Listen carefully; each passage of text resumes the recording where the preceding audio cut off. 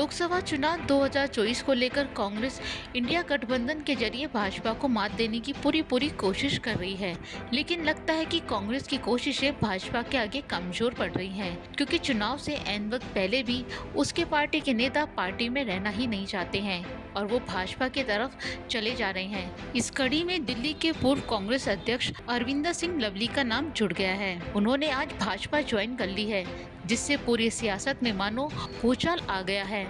ऐसे में सवाल खड़ा होता है कि आखिर चुनाव को लेकर इतने गरमाए माहौल में उन्होंने पार्टी का साथ छोड़कर क्यों भाजपा का दामन थाम लिया। इसके साथ ही दूसरे नेता भी उनके साथ हो लिए।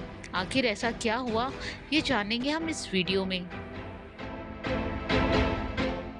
लोकसभा चुनाव 2024 को लेकर 7 चरणों में मतदान होना है, जिसके तहत 2 चरणों में मतदान संपन्न हो चुके हैं और तीसरे चरण के मतदान की तैयारी चल रही है। देश की राजनीतिक पार्टियां इसके लिए पूरा जोर लगा रही हैं, लेकिन ऐन वक्त पर कांग्रेस कमजोर पड़ती नजर आ रही है। उसके पार्टी के नेता ऐन वक्त पर पार्टी का साथ छोड़ रहे हैं, जिससे पार्टी आलाकमान की चिंता बढ़ती जा रही है। 5 दिन पहले दिल्ली कांग्रेस के अध्यक्ष पद से इस्तीफा देने के बाद अरविंदर सिंह लवली ने भाजपा ज्वाइन कर ली है। लवली के साथ ही कांग्रेस नेता राजकुमार चौहान, अमित मलिक, नसीम सिंह और नीरज बसोया ने भी भाजपा का दामन थाम लिया है। अरविंद सिंह लवली केंद्रीय मंत्री हरदीप सिंह पुरी, दिल्ली भाजपा अध्यक्ष वीरेंद्र सचदेवा और पार्टी के राष्ट्रीय महासचिव विनोद तावड़े की मौजूदगी में भाजपा में शामिल हुए। लवली को पिछले साल अगस्त में दिल्ली कांग्रेस का प्रमुख नियुक्त किया गया था। हालांकि वो इस पद पर सिर्फ 8 महीने ही रह पाए। इसके बाद उन्होंने 28 अप्रैल को पद से इस्तीफा दे दिया।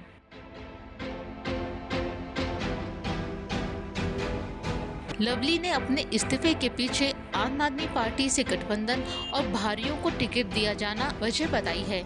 इसके साथ ही ये भी आरोप लगाए हैं कि दीपक बाबरिया के चलते वो काम नहीं कर पा रहे हैं। उनके इस्तीफे देने के मैच 2 घंटे बाद ही उनका इस्तीफा स्वीकार कर लिया गया। तो असूलों की और जो कांग्रेस का कार्यकर्ता दिल से महसूस करता है, उस पीड़ा को मेंशन करते हुए मैंने जो है अपना इस्तीफा भेजा है और मैंने अध्यक्ष पद से इस्तीफा भेजा है। अरविंदर सिंह लवली वैसे तो 30 साल से कांग्रेस से जुड़े हुए थे, लेकिन पिछले 7 सालों में वो 3 बार पाला बदल चुके हैं। साल 2017 में वो कांग्रेस से भाजपा में शामिल हो गए थे। हालांकि कुछ महीनों बाद ही उन्होंने फिर से घर वापसी कर ली। इसके बाद से कांग्रेस से जुड़े हुए थे, लेकिन अब फिर से वो भाजपा में शामिल हो गए। लवली 1998 में गांधीनगर से विधायक के रूप में निर्वाचित हुए थे। वो दिल्ली में कांग्रेस सरकार में परिवहन, शिक्षा, शहरी विकास और राजस्व मंत्री भी रहे। कांग्रेस ने 2019 के लोकसभा चुनाव में पूर्व दिल्ली सीट से भाजपा के गौतम गंभीर और आपके आतिशी के खिलाफ लवली को उम्मीदवार बनाया था।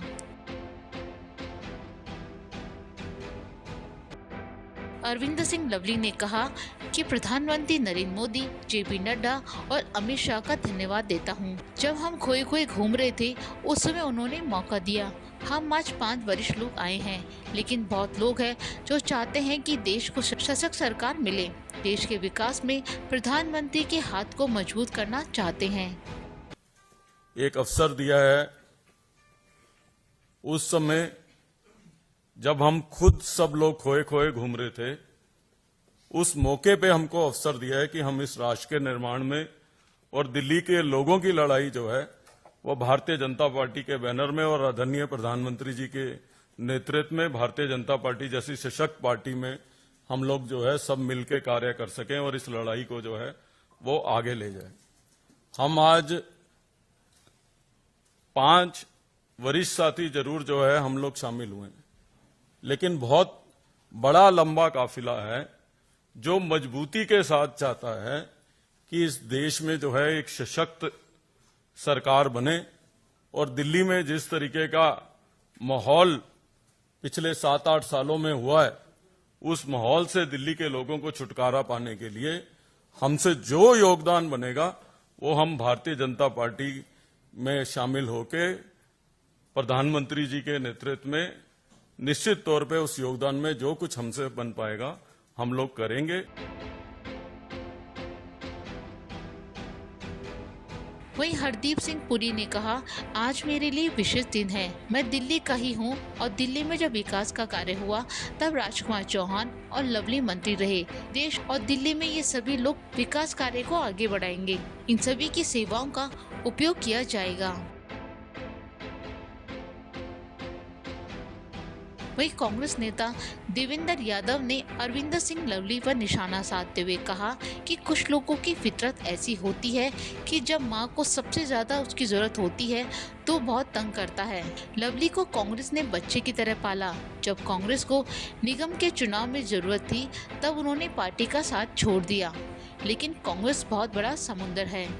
चुनाव से ऐन वक्त पहले कांग्रेस पार्टी के नेताओं का पार्टी छोड़कर जाना उसके लिए सही संकेत नहीं है। लेकिन साथ ही ये देखने वाली बात होगी कि कांग्रेस छोड़कर भाजपा में जाने वाले इन नेताओं के फैसले उनके लिए फायदेमंद साबित होते हैं या वो इस फैसले से पछताते हैं।